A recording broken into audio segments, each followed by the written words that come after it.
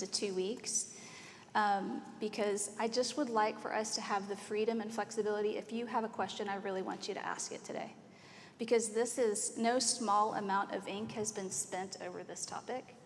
Should we keep the Sabbath in 2021? If so, how so? What does it look like? What are we supposed to do? What's the purpose of it? What was the original purpose of it, and what's the purpose now? Has anything happened? What are we allowed to do?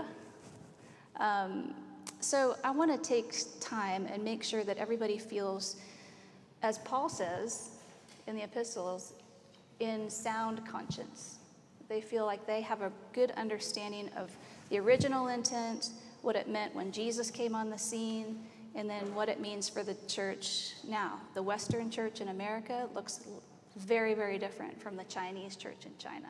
What does it look like to keep the Sabbath a holy day? What does it look like for us to be Sabbath people in 2021?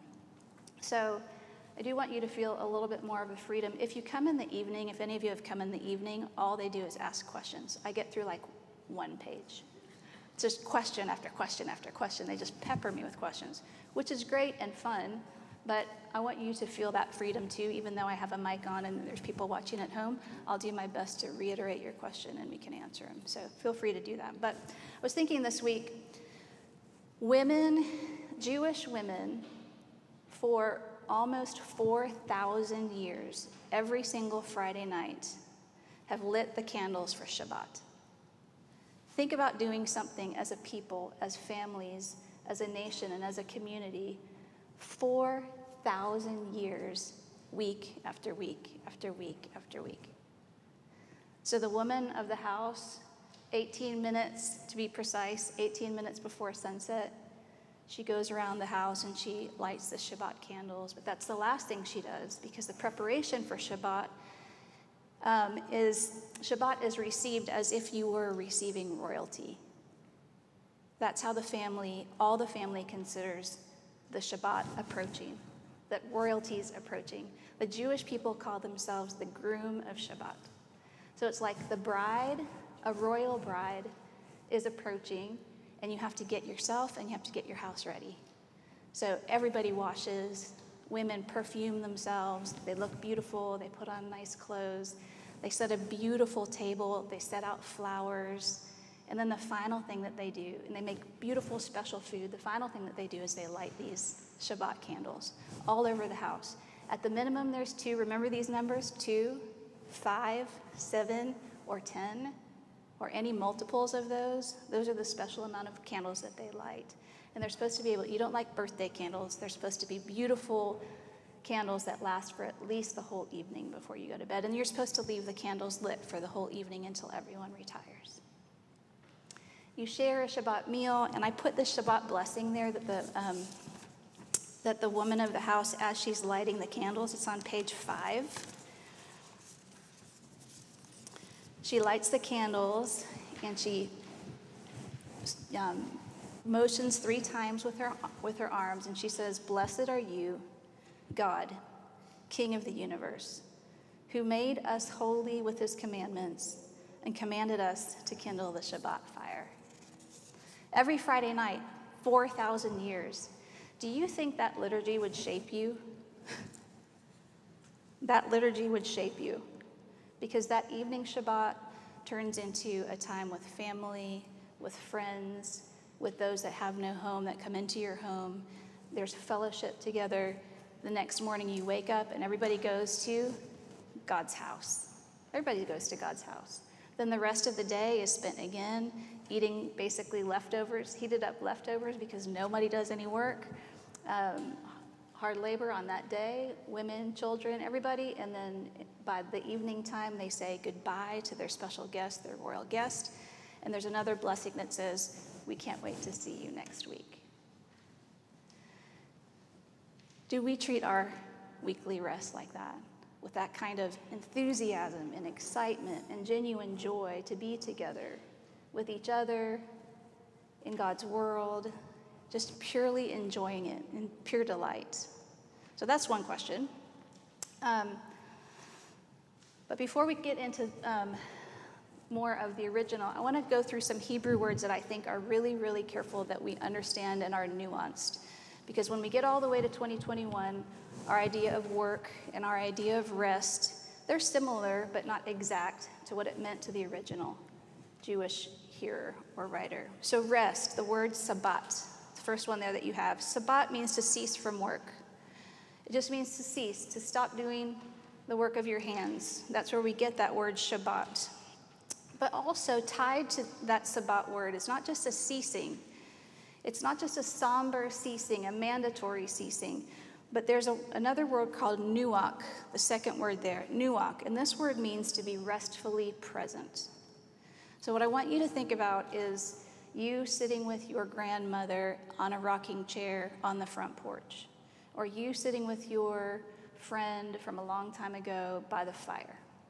Restfully present with each other, enjoying each other's company, speaking, not speaking, doesn't matter, but it's a place. Another word, facet of it is to dwell or to settle, to be with someone, to dwell with them, to settle in, to be restfully present. So think about this. Yahweh, in the beginning, Genesis 1 and 2, Yahweh builds the house, right? He works with his hands. He builds the house. He fashions all the furniture for the house. He creates the things to live in the house, and then what does he do? He Shabbats, he rests from his work, and he nuachs.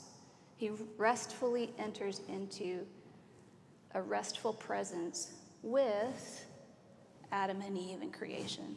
So it's a 2-for-1 combo, this Shabbat. It's stopping, yes, but also moving into a place where you settle in, where you dwell, where you are. Second place, then we come to in Israel. Now we come to Exodus 20. It's the same thing. Israel's been rescued by Yahweh with his own mighty right hand. And what's going to happen? Yahweh is going to rest his presence. He's going to nuach with Israel in the wilderness, yes, but ultimately in the promised land. So a ceasing of rest, Yahweh saves, then he's going to rest with them in the temple. Any questions about that? Yeah? Yeah. How do we know when tabernacle, isn't the word tabernacle also that similar to that, like to dwell with? Yes. I'm going to get to that in 1 second. It's a good question. And if I don't satisfactorily, ask me that question again. Okay, the word for work is melakot, or melaka is the feminine. So that's, there's 2 words for work, really. One is called avoda, A-V-O-D-A. I don't think it's in your outline there. But that's just a general work. It's just going about your business. It's your 9-to-5 job. Malaka in particular, or malakot, refers to the kind of work that exercises control or dominion over your environment. It's making creation, matter, the things that God has given, made, created. It's making those things work for your advantage. So making those things work so you're more secure, so that you're more wealthy, so that you're more safe. It's creation, it's dominion over creation for your own advantage. That make sense? This word, if you hear the word melech means king. So malaka, same root word, you're acting like a king. You're using what's in your kingdom to grow your own kingdom. Yes?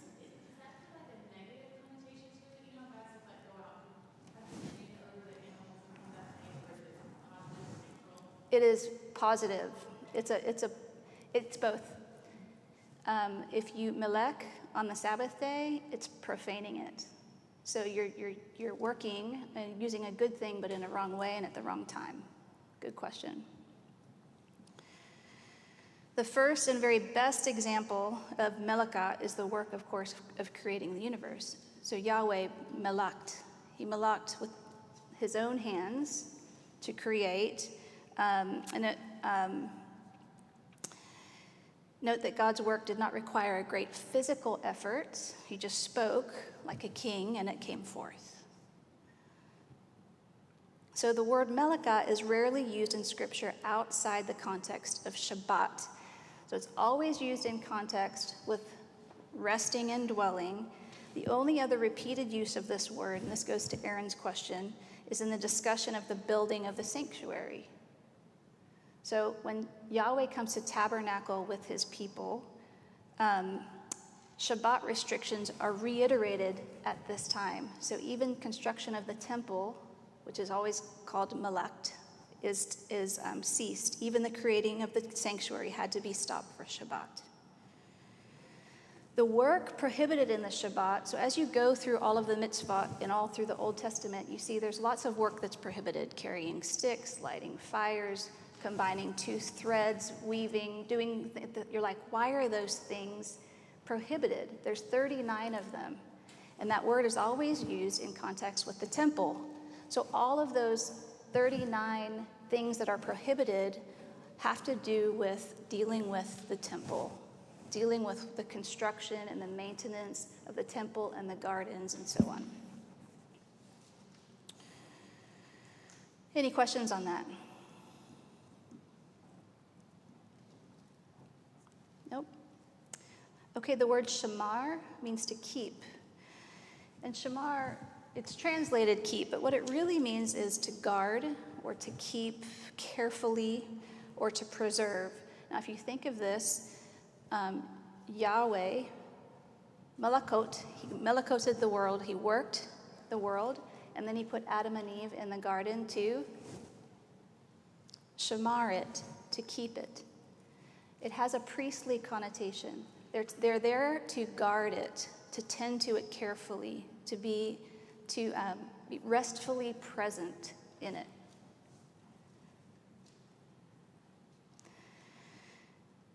So if you go to, we'll do that in a second. Another word is oneg, O-N-E-G, and that word means delight. And this is interesting. In the Hebrew, oneg is defined as to treat as a delicacy. It's translated into English as delight, but what it means is to treat that thing as a delicacy. Did you guys read Isaiah 58? What did it say? Go there. Isaiah 58.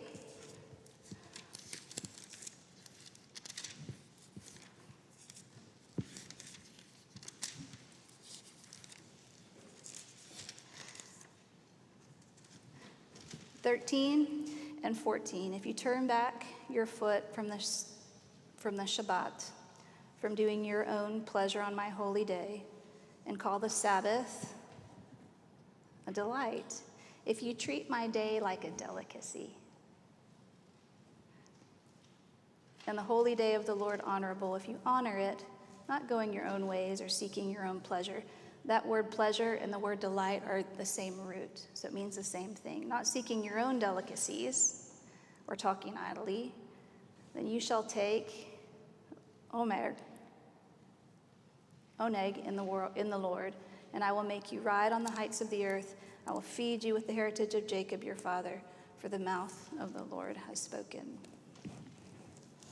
So that's nuanced idea of welcoming, if you keep that Shabbat, lighting the candles to welcome in royalty, really a groom awaiting the arrival of his beloved bride for the evening and for the day before he says goodbye for the next time. That delight is what that word means.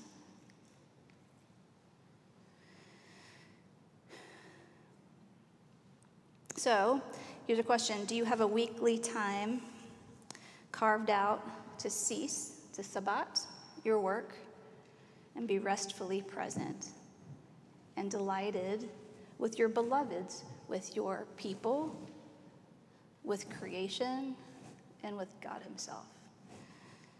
Psalm 37 says, delight yourself, and this is the only other time that oneg is used. Delight yourself, treat as a delight Yahweh, and he'll give you the desires of your heart. That's Psalm 37:4.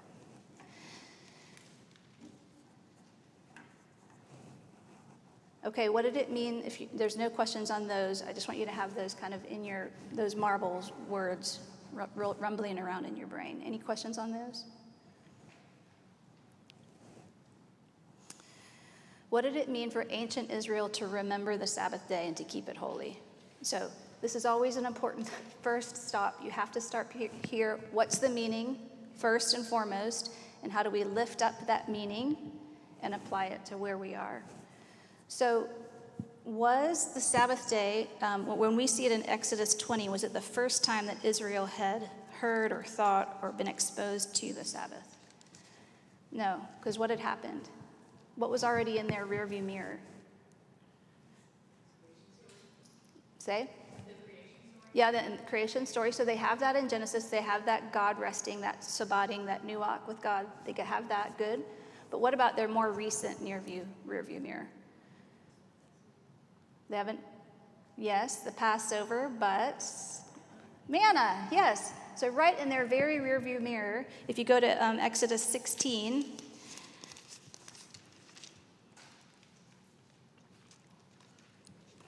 Exodus 16, let's see, where are we?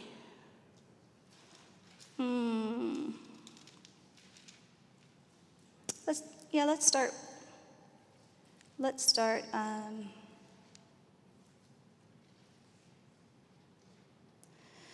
21, God sends manna. Morning by morning, they gathered each as much as he could eat.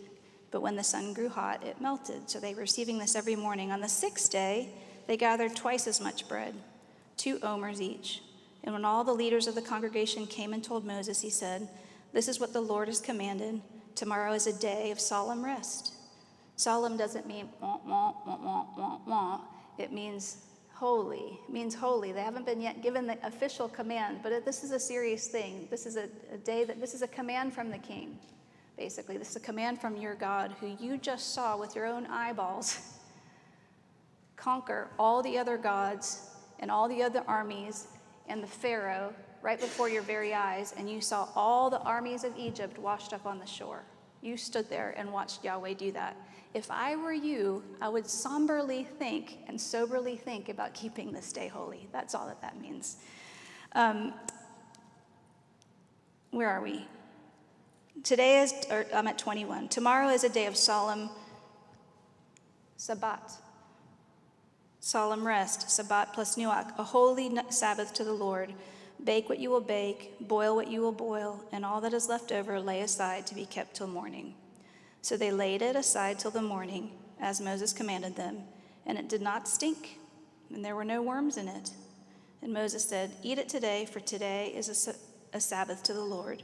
Tomorrow you will not find it in the field. 6 days you shall gather it, but on the 7th day, which is a Sabbath, there will be none." So they have this already. They've already been exposed to it. This command now at the base of Mount Sinai is not something brand spanking new to them. They have this in their repertoire. Any thoughts on that?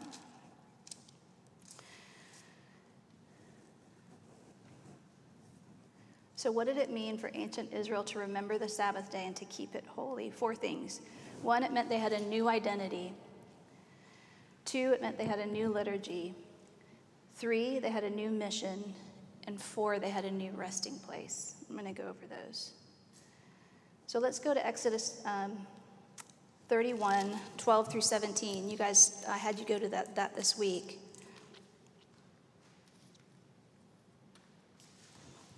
Exodus 31, verse 12. We'll start there.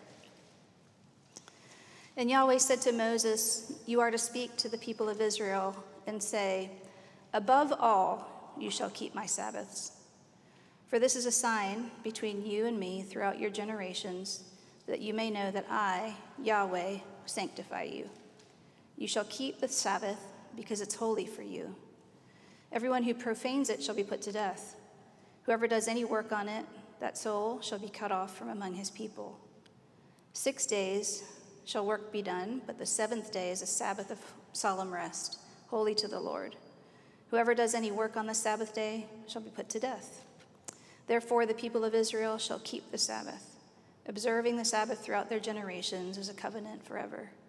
It's a sign forever between me and the people of Israel, that in 6 days the Lord made heaven and earth, and on the seventh day he walked and was refreshed. So what's the word that jumps out here a couple of times as you read through it? Death. Okay? The penalty for not keeping the Sabbath holy was death. Well, in the Old Testament, as we've talked about many, many times, why was this the case? And just always keep in mind, there had to be 2 or 3 witnesses in order for the death penalty to be judged on someone. So 2 or 3 witnesses, and those same 2 or 3 witnesses that witnessed this had to be the first ones to lay hands or throw stones on the person that was to receive the death penalty. Just because the penalty was death did not mean that the penalty had to be death. Does that make sense? But I'll tell you why the penalty was death. Because back in that day, it wasn't do you worship God? It was, which God do you worship? And if your God said, keep this Sabbath day holy, and you didn't do it, what you're basically saying is, I rebel. I rebel against this God. I'm leaving this family. I'm taking off this yoke. I'm taking off my name. I'm moving into a new God's house. I'm putting on that yoke. I'm going to keep the commands of that God. I'm going to take on the name of that God, and I'm going to keep the liturgy of that God. So what it was just apostasy. You're leaving and rejecting the one, and you're moving into the house of the other. That was not permitted to stay and live in the house of Yahweh. In the New Testament, what does that become? When Paul says he encounters some people in the church, and what does he say? I think it's 1 Corinthians 5:5. He says, we need to deliver him where? Not over to death, but we need to deliver him over to Satan. Well, what does that mean? He can't live in this house. He can't live in this house and not follow our Lord's commands. We have to deliver him not over to Satan because we want him to go to hell, but we have to deliver him to the place that he wants to be. He's saying he wants to be and do in the liturgy and have the name of that house, but he can't live here. That's all Paul meant. So in the Old Testament, that was the same thing. Fine. You don't want to follow the house rules? We are going to let you be and do where you want to be and do. Questions on that? Second thing that jumps out besides death, sign. Yeah.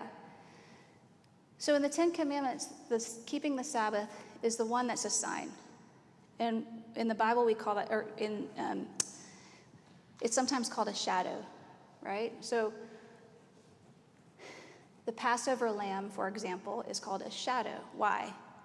Because when Jesus comes, the shadow disappears because the real thing is there, right? The real thing has arrived, the solid thing that you can place hands on. We don't need a shadow of it anymore. So the Sabbath, it's called a sign. If we go to Ezekiel 20, let's go there. It's also called a sign.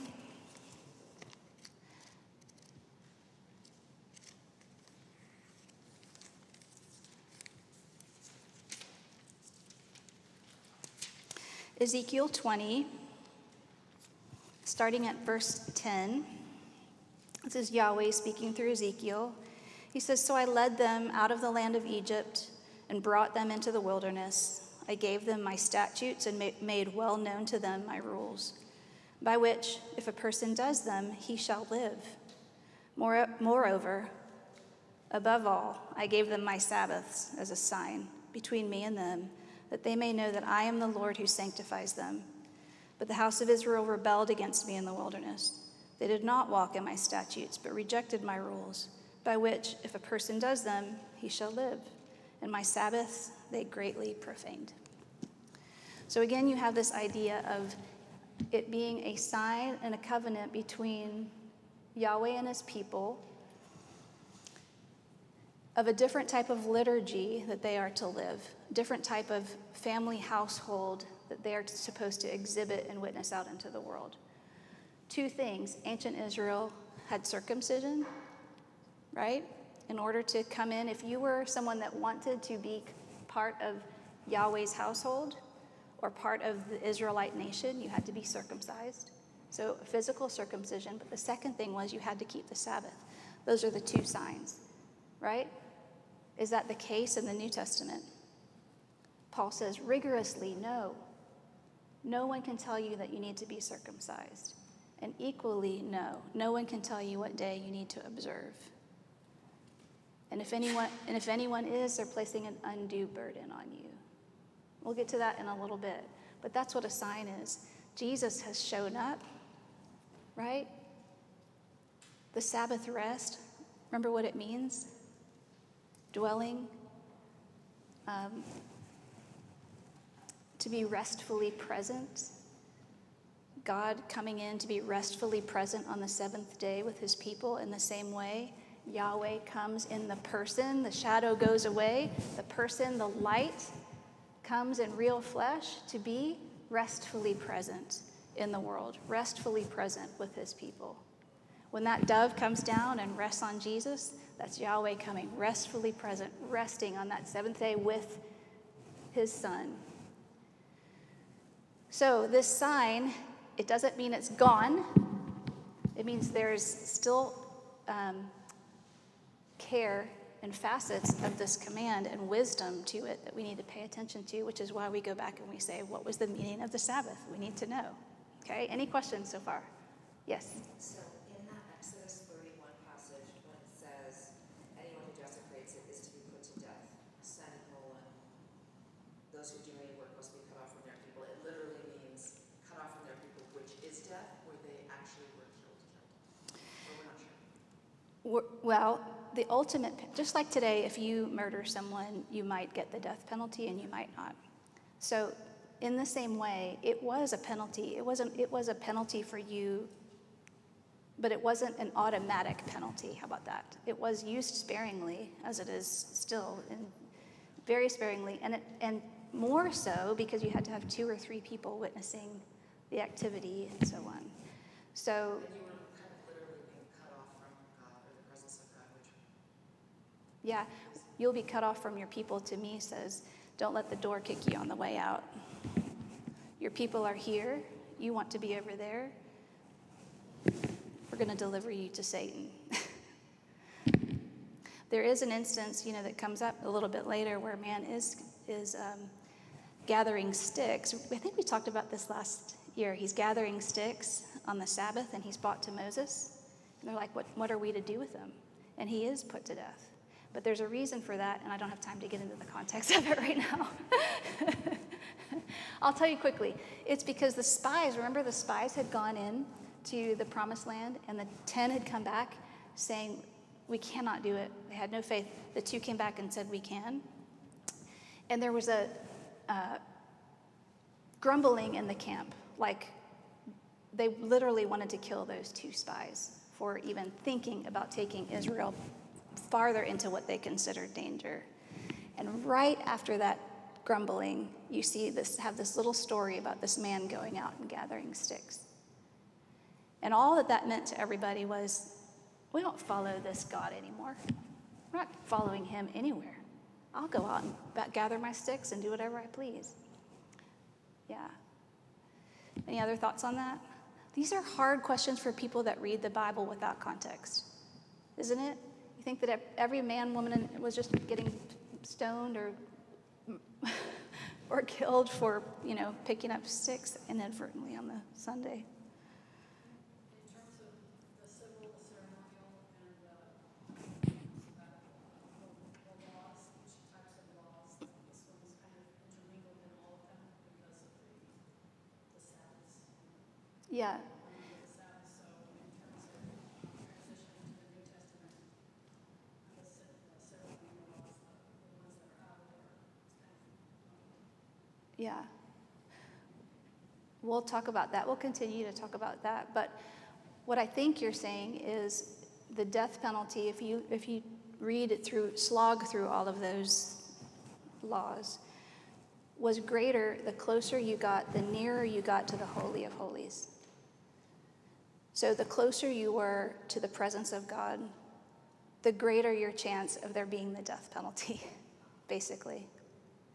Because those that were called to guard and keep, to shamar, you know, what Adam was called to, in a priestly role, and the closer to God that you were, the greater the horror of it that you would ever rebel.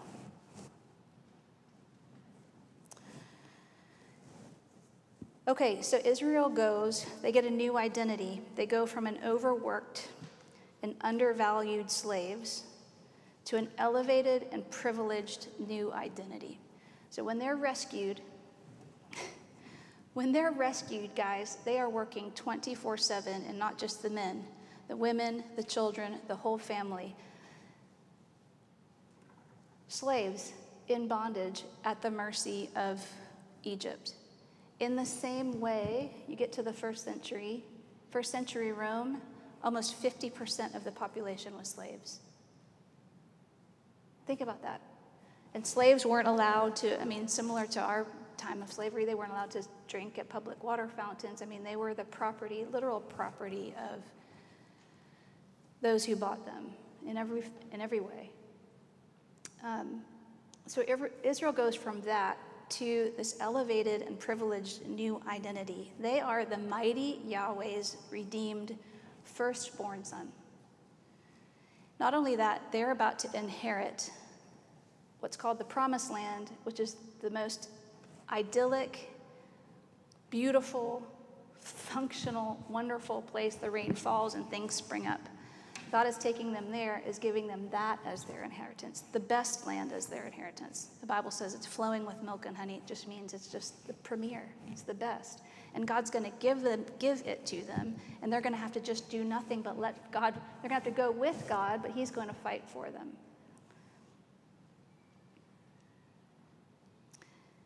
So Sabbath is what sets Israel apart from slavery, first and foremost.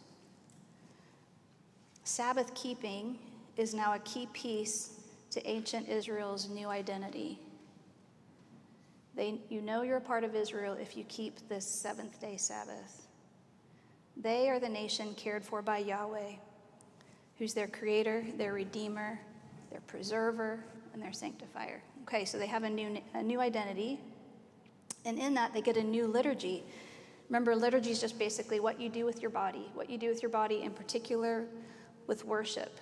But in a world dominated by laboring for the gods in the ancient times and for powerful kings, Yahweh gifts His Son a whole day and a whole night of rest.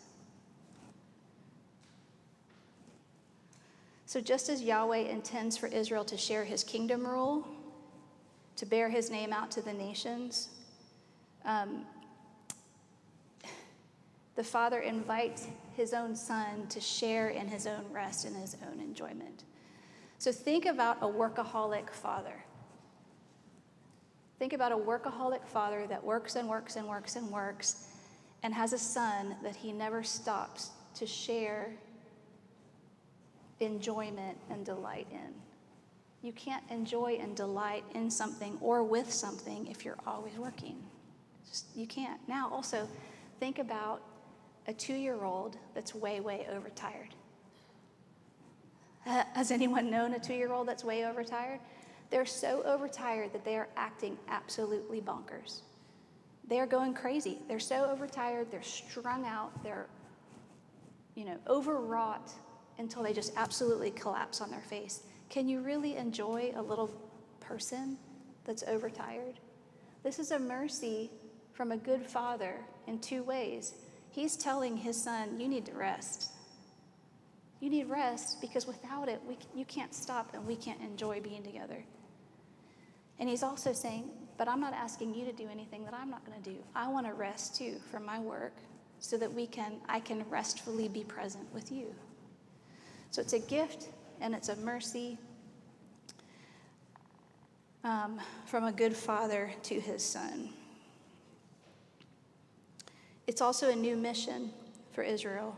The Sabbath day, the seventh day, doesn't just require Israel to rest, it requires Israel to give rest. Okay, this is completely, we talked about it a little bit last time, this is completely strange in the ancient times. It erodes the distinction between the leisurely rich and the working poor, and it disallows treating slaves and animals as machines or non-human. It prohibits harnessing time or other people or even God's gift of creation for 24/7 productivity. You know, manual slaves, not just in our times, but people who have done manual labor have always been looked down on.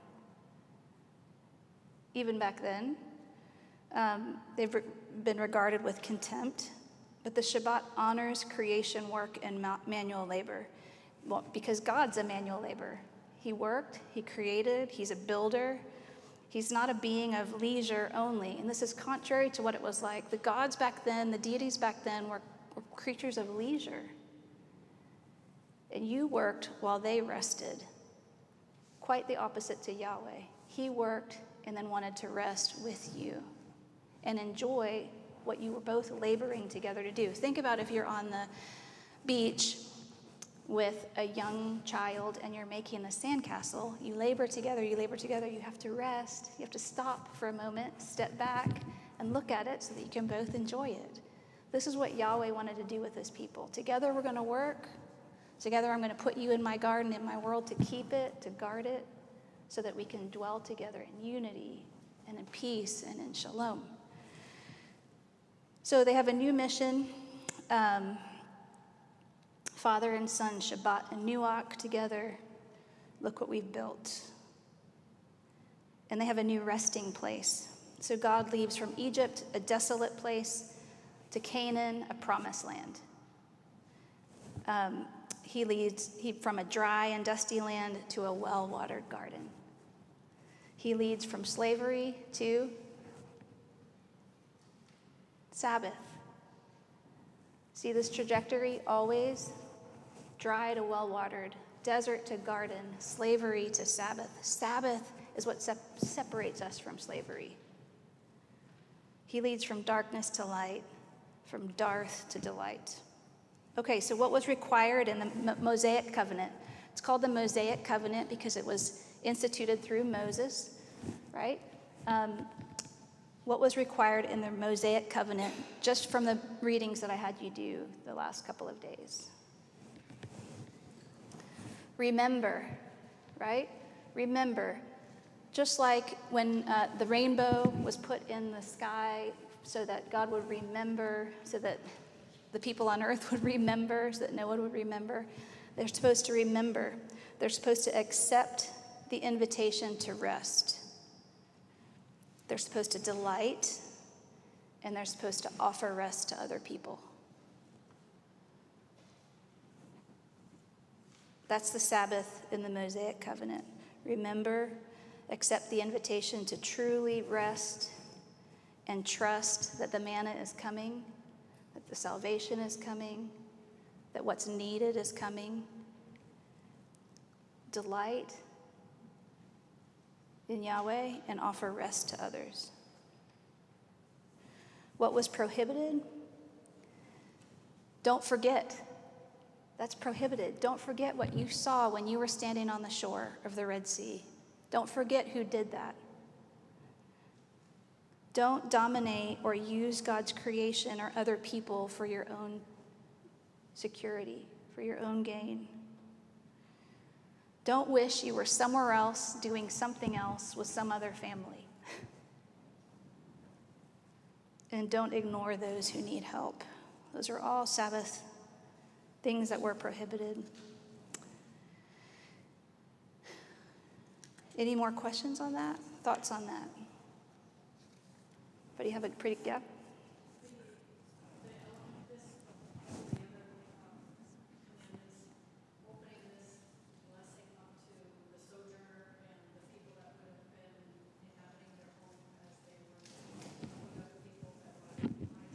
Mm-hmm.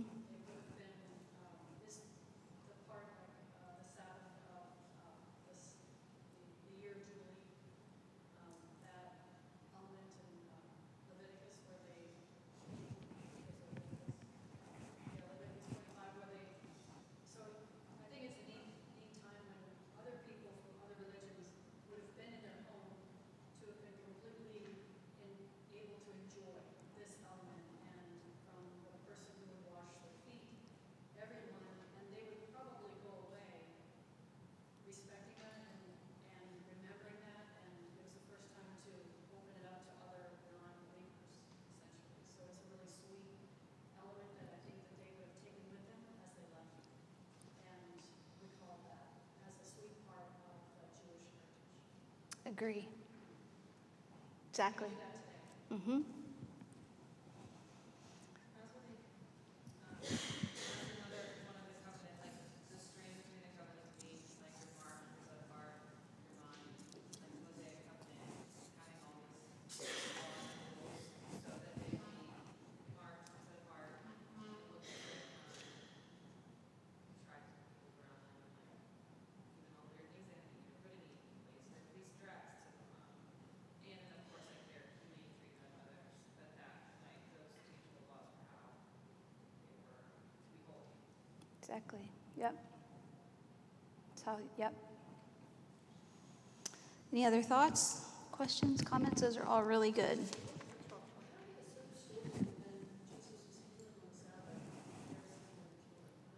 Right? That's where we're going next. Yeah. By the time Jesus arrives on the scene, they've been so concerned that what they want to do is they want to cause Yahweh to act again. So they're saying, okay, look, Yahweh, look how good we're being at keeping the Sabbath. Look how good we're being at keeping all of your law. And so they'd made it so burdensome and so many fences to cross over in order to break the Sabbath, so that no one would ever break the Sabbath. So here's the Sabbath, and then they'd put a circle around it, another circle. They fenced. But what they'd done is they'd reversed the formula, and what it's supposed to be a day of blessing and rest and leisure had become an absolute day of crushing burden and anxiety about keeping the Sabbath. And so when Jesus comes in, of course, he says, I'm Lord of the Sabbath. And what does he immediately start doing? Healing. He starts putting creation back in order. He starts bringing shalom again. He says, I'm the Lord of the Sabbath, meaning my presence now is here to dwell with you. And what that looks like is it's going to start to look again Edenic, what it's supposed to look like, where Adam, humankind, gets along and dwells restfully, without fear, with God, in his place, in his creation, and with other people. So he starts driving out demons, he starts healing, he's doing all of these things on the Sabbath because that's what we do. Remember, that's one of the marks of the Sabbath. Israel is supposed to help and aid, to give others rest, and that's one thing we're called to do. We're called to, on the Sabbath, remove obstacles for others so that they can receive the restful presence of God, so that they can receive the restful presence of shalom. That's one of the things that we do on the Sabbath. But I think we'll, if it's okay, stop here and maybe just talk about that next week. But that's a really great question. That's exactly where we're going, which is why we asked the question, well, what did it mean in the first century? We talked about what it meant in the Old Testament. What did it mean in the first century? And why is it not once ever mentioned in the New Testament to keep the Sabbath? So, did the Sabbath become the Lord's Day? You know, in Revelation 1:9, John, he's writing the book of Revelation. He says, here I was in the Spirit, and it was on the Lord's Day. The Lord's Day is the 8th day. That's when we celebrate church. That's when we come to church. The 8th day. The 8th day is, of course, the first day of the Jewish week, and it's the day that Jesus arose. That's when Christians today say, well, is that the same thing as the Jewish Sabbath? Are we just substituting it but on a different day? And why would we do that? Or is this an entirely new thing? What do you think? Yeah? I have a question. Okay. So people now who are, or even then, so when they found out, so when Jesus walked, and there was Jews that did not believe in Jesus, and that's kind of what separated Christians from Mm-hmm. Did they all still celebrate the Sabbath? Yes. Well, Jesus celebrated the Sabbath. I mean, he kept the Sabbath and honored the Sabbath. He did it perfectly. But But believers of Christ versus like just traditional Jewish people that continue to stay Jewish and not follow Christ. yeah, Like, good question. So Paul, who was a Jew and a believer, continued to worship Shabbat. He did worships but he also worshipped and kept and met with believers on the Lord's Day. So that's when they would meet and they would break bread and those things on the Lord's Day. So over time, it means to keep the seventh day holy. I would argue, please keep in mind, I would argue that it's a brand new thing. It's a new thing. Shabbat in the sign that it was and in the distinctiveness that it was of what it meant to live in the family of Yahweh was unique to them, and it allowed them to flourish and allowed them to be marked as God's people. Circumcision and the Sabbath. Is it still extremely wise? Yes. It's extremely wise. We have built into our DNA work and rest. Built into our DNA from the very beginning of time that this is the best thing for your flourishing. It's the best thing for your flourishing to not act like a 2-year-old overtired toddler. Your Father knows best. You need your rest. So built into our DNA is I think, a 6 and 1. It feels about right. It feels about that's how long you can go, especially hard labor before you need a rest. And built into our DNA, this time of connectedness with our family members, a time of worship, a time in creation, a time of unity and shalom that we look forward to week after week after week. I think those are all really excellent, wise, and good things. But we're in a new covenant now. In that new covenant, we have different signs. What are our signs now? How does it show that we come into God's family, Stacy? Baptism. And what's our second sign? It's not circumcision. Yeah, it's the Eucharist. So those are the ways we come. We get up, we come to God's house. We enter into God's house through baptism, right? Through believing loyalty in Jesus, that Jesus was the Passover lamb, that Jesus is the Sabbath Rest. And then we come and we break bread with our family, drink wine with our family every Sunday on the Lord's Day. Aaron, do you have a question?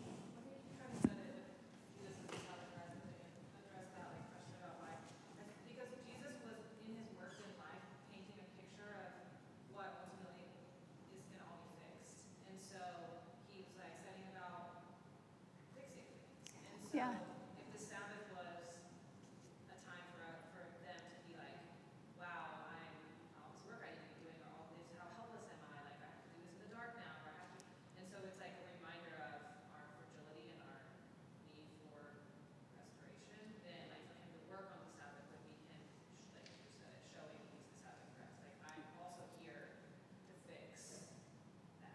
Yeah. Your need and fragility. So I think Yeah. That's better conversation. I like that better. Good job, you guys. Okay, we're going to pick this up next time, and I'll send out some more questions to stimulate your thinking about maybe your own Sabbath rest. And Jericho is coming up, so I don't want to take any time from that. Okay.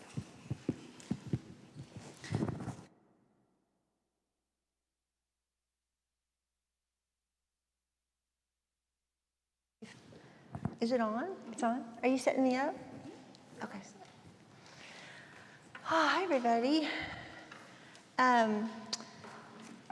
So we're marching ahead from where we were before the snowpocalypse. We crossed over the Jordan with Israel, and we went to Gilgal. Remember, there's all the circumcision, Gilgal, the first Passover in the new land. And we talked a little bit about Jericho, but now we're finally going to get to Jericho, and then we're going to go to the next city called Ai.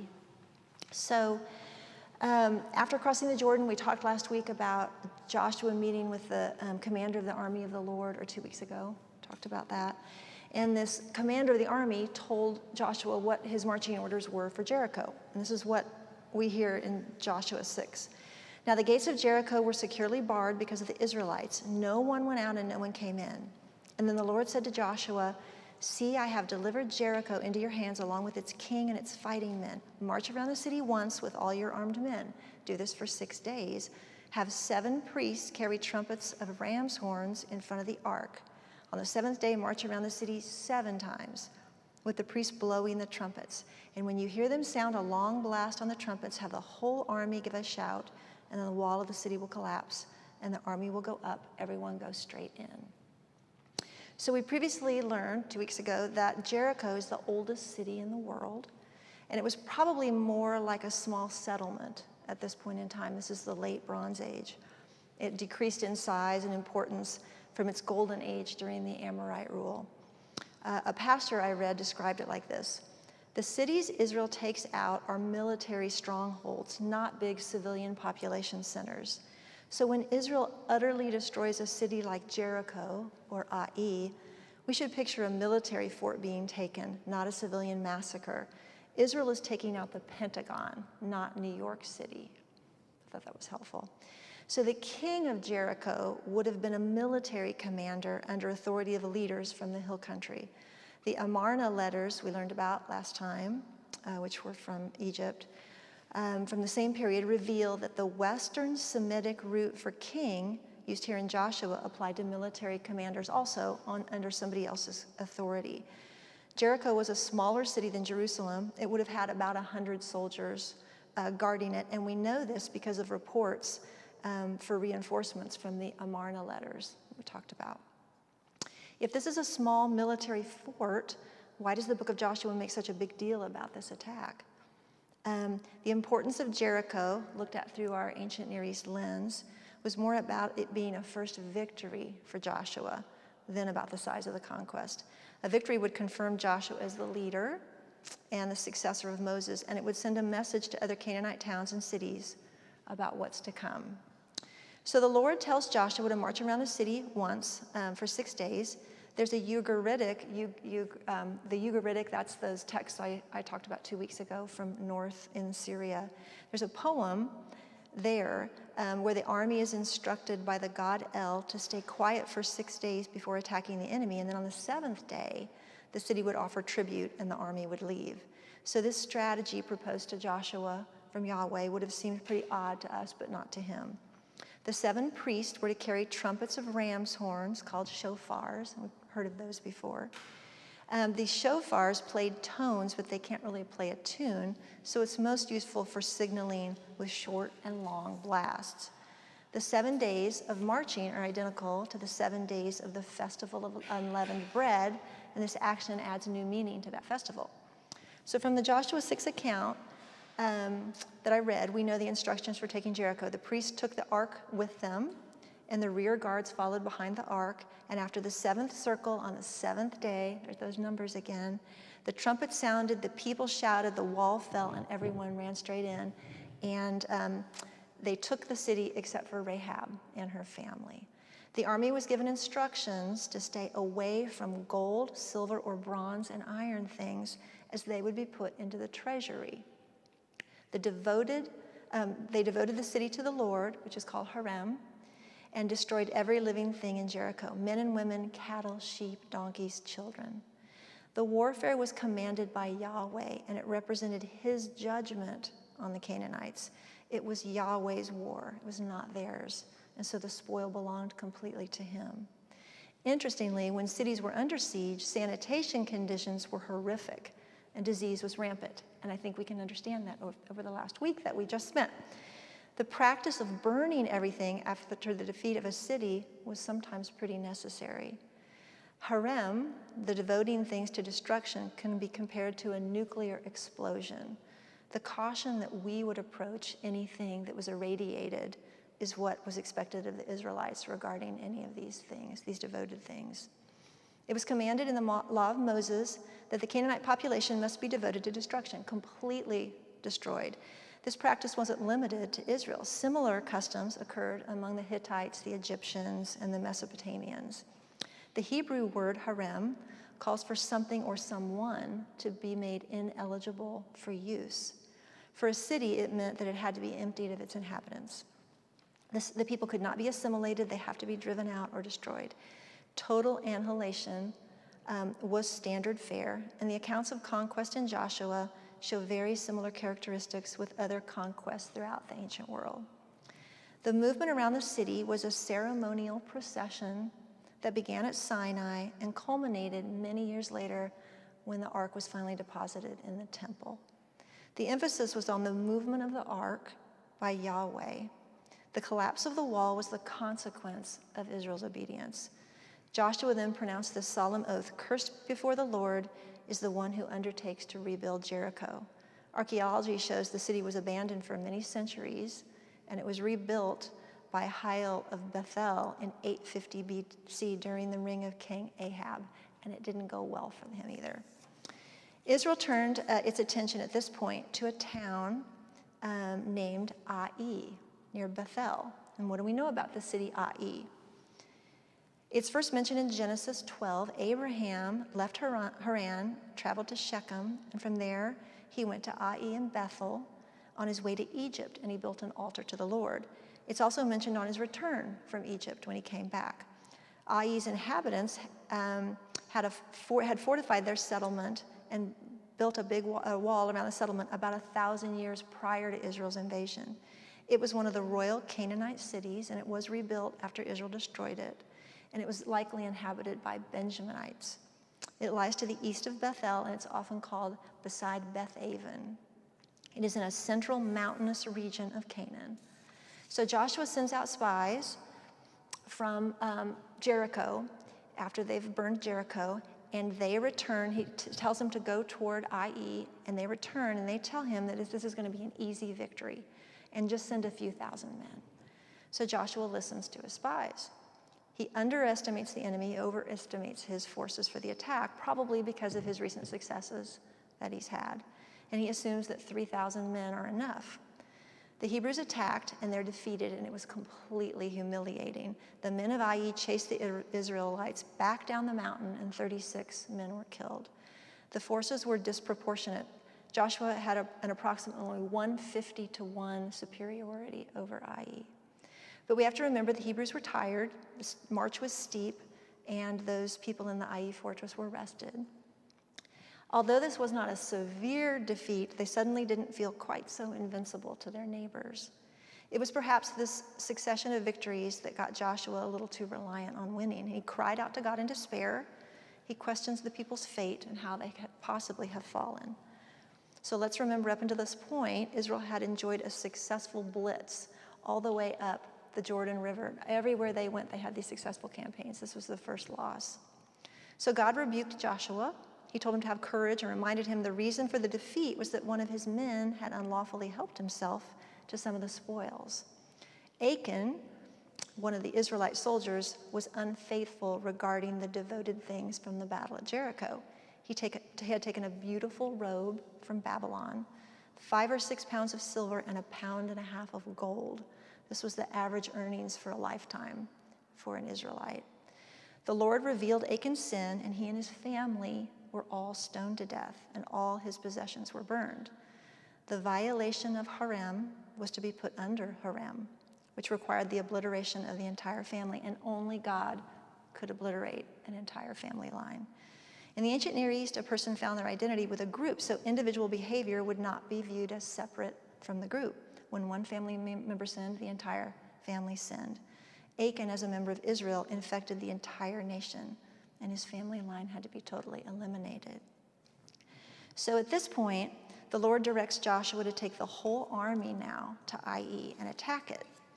Ai would help to anchor the people's position in the central part of Canaan, and it would serve as a base for Joshua for further attacks.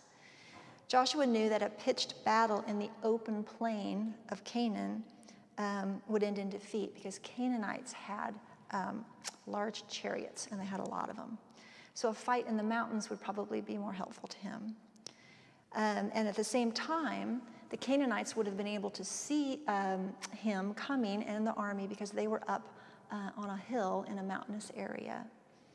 And the Ai fortress probably had about 250 defenders. There was a lot of people there, but as far as the army, about 250. So God restores Joshua's confidence, and he drafts a new, more sophisticated attack plan.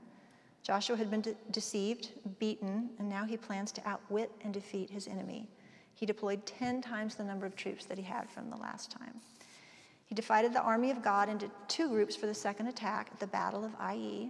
He commanded the first part, and he probably had Caleb command, the second one. He tells them to destroy everything, except this time they are to carry off the plunder and the livestock for themselves. The description of this battle in Joshua 8 has no parallel in ancient battle accounts. Most battle accounts from this time emphasize the role of the commander and barely mention the soldiers. But in this count, the soldiers receive full credit for what they've done. So I'm going to show you what happened in IE. So this is the Sea of Galilee. Here's the Dead Sea. This is the Jordan River.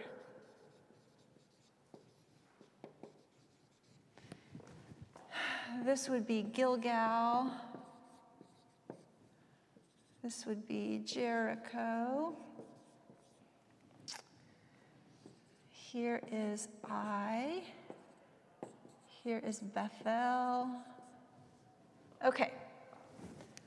Here, this is a mountainous area right here, mountains, and a deep ravine here. Okay, so Israel crossed over the Jordan right here and went to Gilgal. This is where they did the circumcision and all of that. They marched to Jericho, went around 7 times. Jericho's gone. Joshua sends out his troops, a few of them, to Ai. Ai sends everyone and drives them all back. That was the first defeat.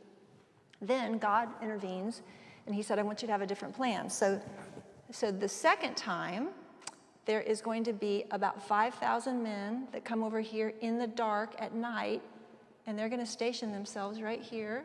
There's going to be 5,000 of them, and they're in secret. The Ai cannot see, the king cannot see them. So then he's going to send 25,000 troops up here to camp. And these people can be seen. They're up on a mountain. So the next morning, Joshua brings his troops back down this big ravine, and he brings them straight for Ai. The king says, again, you really want to do this again? Okay. And he sends all his people out. And this is a big ravine. Didn't drive that very well. He sends all of his people out to conquer these Israelites who've camped here.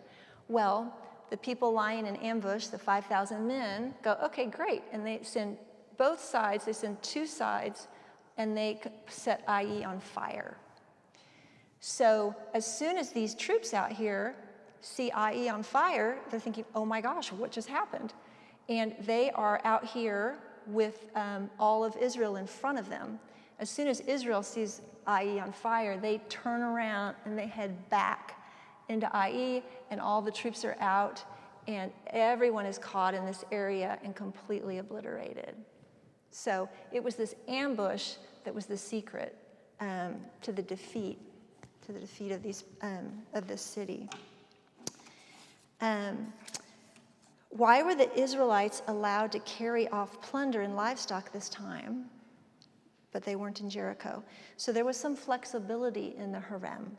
The plunder and livestock would be crucial for the people because manna had stopped and they were no longer in the fertile valley, Jericho, where the wild barley was available. So over here in Jericho, this was closer to the Jordan, and this was more fertile, and this was a mountainous region. So it was arid, and there were no crops that were sort of already available.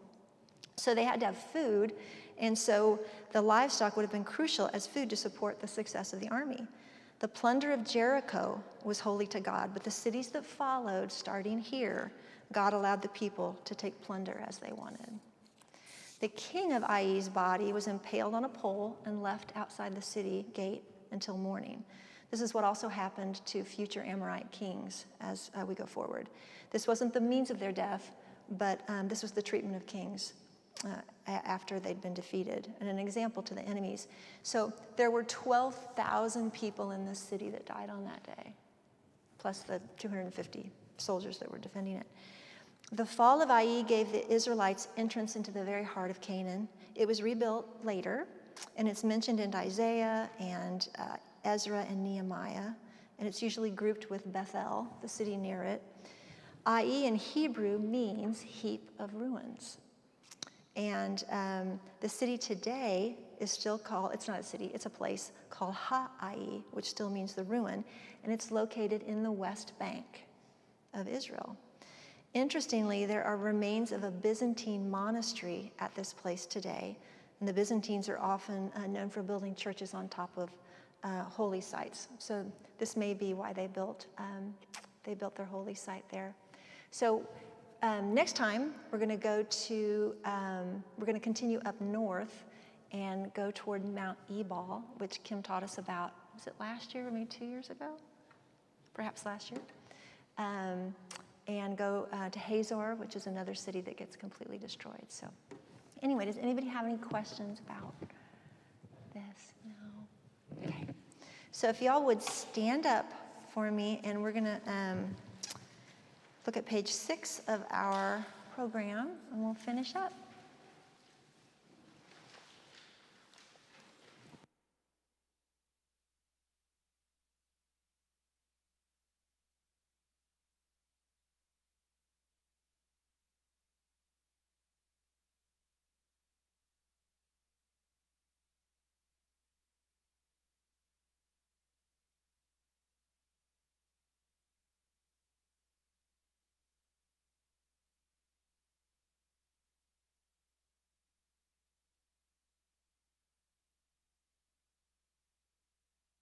O Lord, guide us waking and guard us sleeping, that awake we may watch with Christ, and asleep we may rest in peace. And may the grace of our Lord Jesus Christ, our Savior and friend, and the love of God binding us together and building us up, and the fellowship of the Holy Spirit knitting us together, be with us until we meet again. Amen.